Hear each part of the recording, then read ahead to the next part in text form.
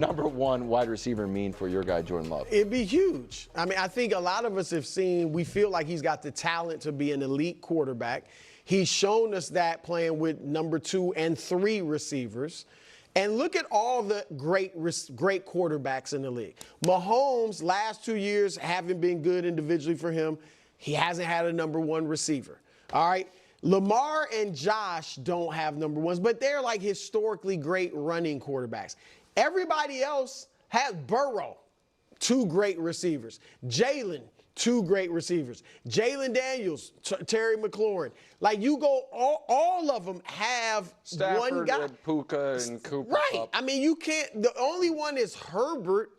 Maybe, but he's not universally accepted as a leader. A lot of people think it's, but every other quarterback you would name, Goff, has some guys. And with Josh Allen, even Stephon Diggs helped him get to the elite level earlier in his career. So I think this would be huge for Jordan, and it's what all the other great quarterbacks have. What's up, Coach? I mean, they got paid a bunch of money recently, didn't they? Because he was such a great quarterback. Love it. And then what do they have to do? They got to go do something they haven't done in 2 decades and draft a quarterback in the first round. Then what do they have to do? Oh, let's get him another offensive lineman.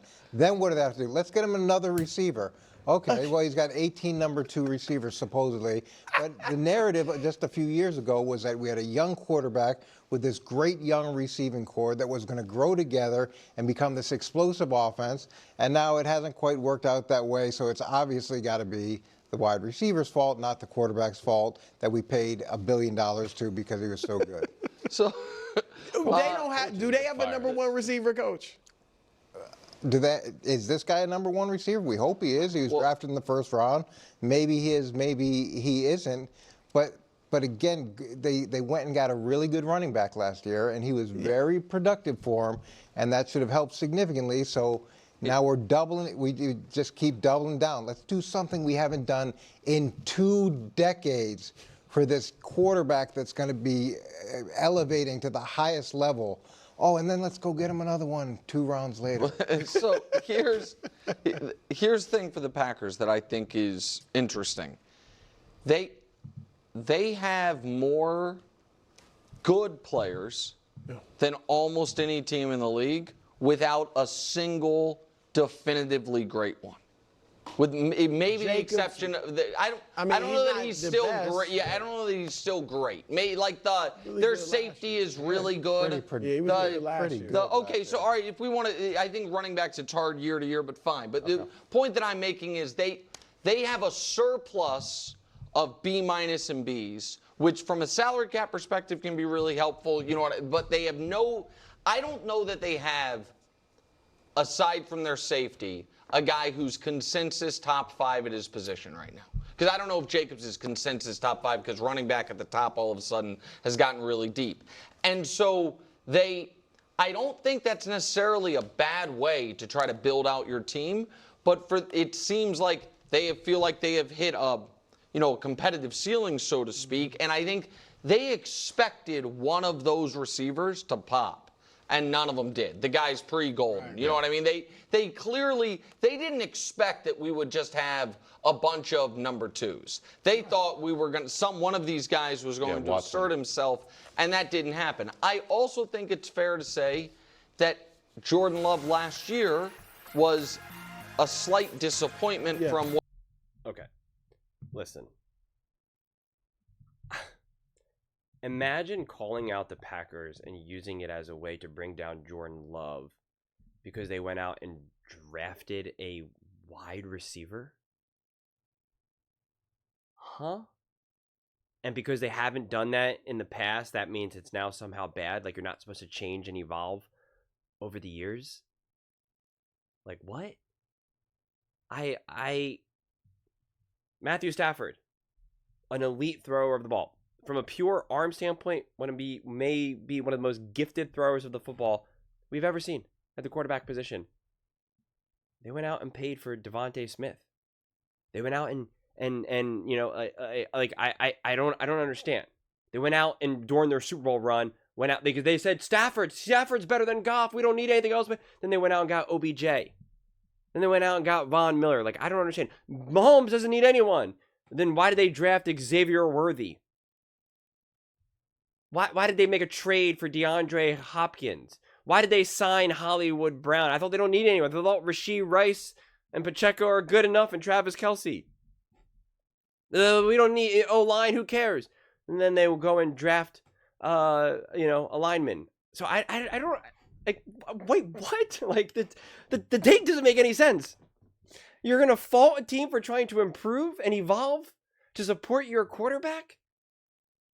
Like I don't understand. And yeah, Jordan Love on a spectrum of quarterbacks who can do the most with the least, and Jordan Love is going to be. I mean, and the reality is like the more I think about this type of conversation, it's like the more I personally realize just how much beholden you are to your own roster. But like, I do agree that Josh Allen, Lamar Jackson are best situated to do the most with the least in terms of like offensive weapons around you to be able to overcome a bad O-line, because they are just physically just different, man. They are just different. They're just different animals entirely.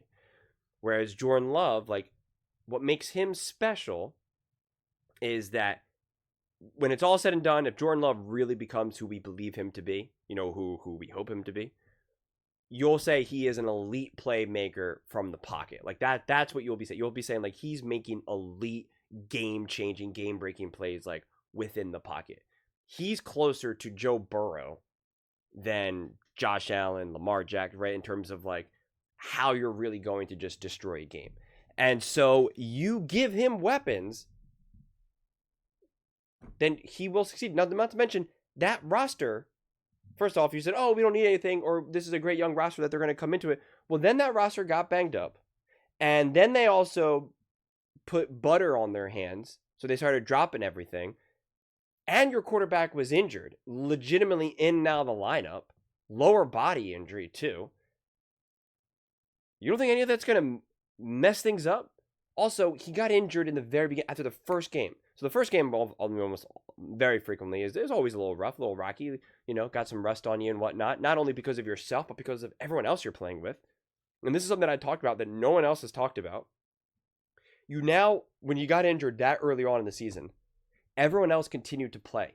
Everyone else now is back within rhythm. They are now, it's no longer off season for them. Like they are in it. It's week 3, 4, or 5. Like they've been playing. Their body is ready. The rust is off. They're all aligned with each other. Jordan Love then gets injured after that first game. He now has to, not only is he not playing, but he's recovering from an injury, so he can't even like practice now in the same way that he normally would.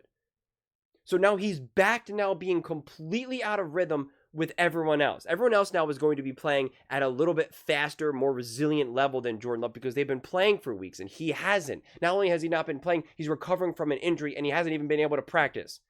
So you're now out of rhythm, which this kind of compounds things. It makes it harder for Jordan Love. It makes it harder for everyone involved, honestly. There's a lot of times why sometimes, and you don't see this as much anymore because we have such superstar quarterbacks, but like why you sometimes are like, do I just let it run with the backup quarterback right now? Because like they're all within rhythm with each other, but it's magnified even worse with Jordan Love getting injured after week 1, right? Like he was never able to build off anything. And so then essentially it's like hitting the reset button now, where now you kind of not only have to play catch up, which is pretty much impossible, number 1, and number 2, like he has to recover, get resituated. Like it's just, you were just out of rhythm, and that showed it. That showed, right? I mean, it just is what it is.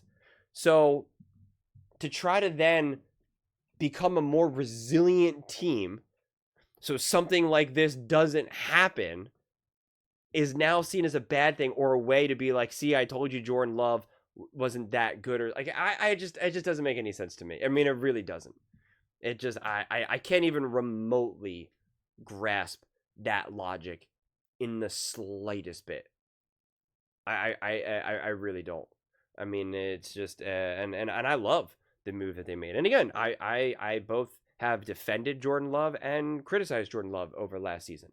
It was like inconsistent for me, and I do want to see more growth. And I've said this now, and especially recently, it's like I want to see it's like I know Jordan Love can make these elite, amazing plays from the pocket, and with his arm and just be so aggressive. I want to see him be better at game management, right? Like that is actually something that I'm more interested in seeing him utilize than anything else, than just the big, awesome, exciting splash plays, because I know he'll always find a way to make that happen. I want to see smoother drives at a more at a more consistent basis. I'd also say that someone like Matt LaFleur, who definitely does want to run the ball, not unlike Shanahan, that approach and the offense that they run, you're not going to be able to maximize like a slightly inferior passing game, mainly because of receivers, tight ends, how whatever it is for any individual team.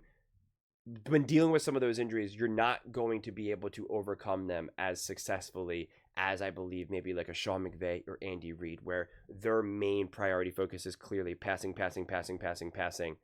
and that they're just masters at scheming guys open in a way that it's just like, I can get you consistent, easy layups that I'm just not so sure that a Shanahan or Matt LaFleur, for that matter, will be able to do in that. So I think Shanahan proved that in a lot of ways last year, that when they was dealing with injuries, when you took away Christian McCaffrey, like he really struggled to adapt and evolve and change. We saw that with Bobby Slowick for different reasons, younger, etc., doesn't have anywhere near as experience, and it's just like it takes a certain level of experience, deep experience, and also just a coaching philosophy. One philosophy might be more resilient than another when dealing with a quarterback in and out of lineup, some wide receivers, and now the lineup, etc., etc. Whereas I think the McVays and the Andy Reids of the world will be a lot more resilient, honestly. So which is a thing that's fine, but I mean like I always kind of talk about at this point, like where it's just like, it only matters for some like fun kind of off-season conversations. But at the end of the day, you need your team to be 100%. You need your team to be great, for your quarterback to be great, for your coach to be great. That's how you win a Super Bowl, right?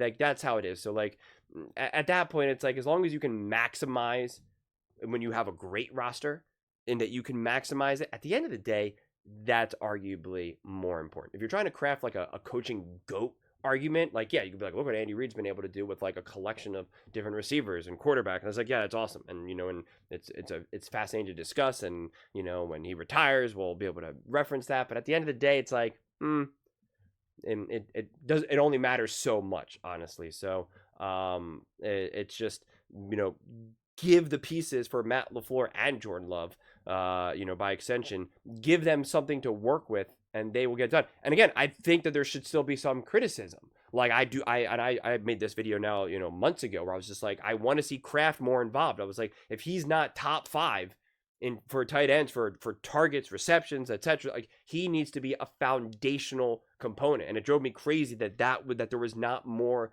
of a conscious effort to do that. And I kept saying that again and again and again throughout the season, as well as the off season, as soon as the season ended. And that is what I want to see. Like that is actually more important to me probably than anything else, honestly. And so I do think that there should be some criticism thrown the way of with Matt LaFleur and Jordan Love, for that matter. But it doesn't mean that it's just like, oh, well, gee golly, we paid him. Now that we're trying to evolve and grow our team, that just proves that, like, well, Jordan Love's not that good and we shouldn't have paid him. Like, I just don't get the extreme turn that we take. I mean, that just, they paid Joe Burrow a whole bunch of money, then they paid T. Higgins and Jamar Chase a whole bunch of money.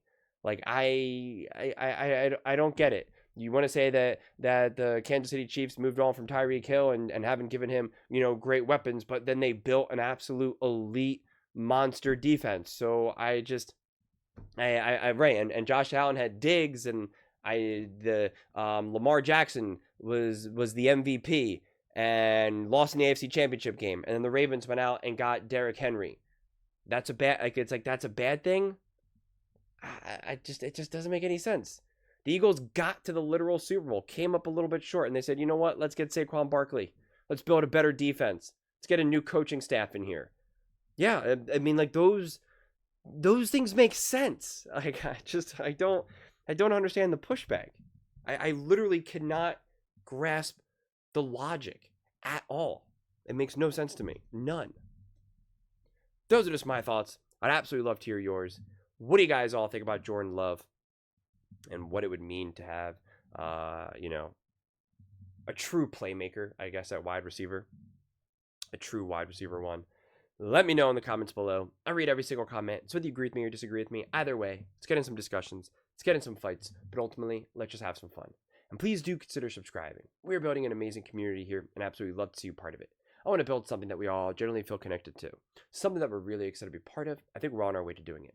Please don't forget to give this video a thumbs up, as it really does help the visibility and the algorithm. Thank you so much. See you next time.